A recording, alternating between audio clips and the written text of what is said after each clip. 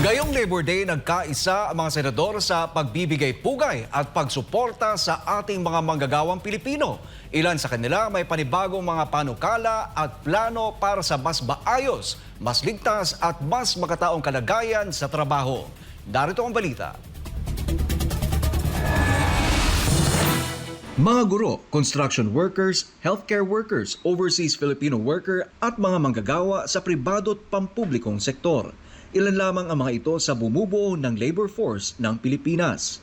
Sa taunang pagdiriwang ng Araw ng Paggawa o Labor Day, muling iginiit ng mga mambabatas ang kahalagahan ng mga manggagawang Pilipino. Para kay Senate President Francis Chis Escudero, ang sipag at sakripisyo ng mga manggagawa ang bumubuhay sa bansa.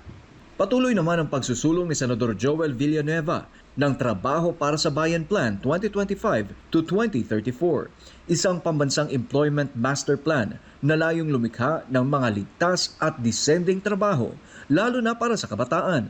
Kabilang sa panukala ni Villanueva ang 100 pisong wage hike at pagtatakda ng living wage sa halip na simpleng minimum wage.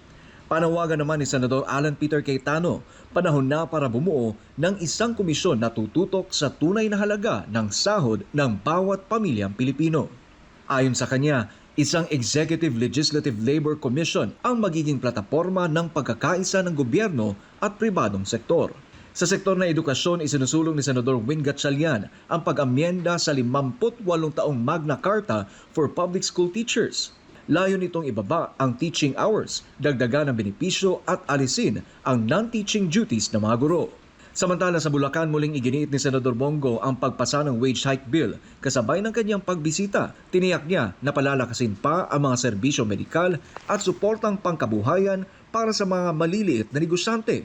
Sa kabila ng mga hamon sa ekonomiya, patuloy ang panawagan para sa konkretong aksyon para sa manggagawa. Sa huli, ang tanong, ang mga panukalang ito ba'y mananatili lang sa papel o ito na nga ba ang simula ng tunay na reforma? Para sa Diyos at sa Pilipinas kong mahal, Troy Gomez nag-uulat, SMNI News.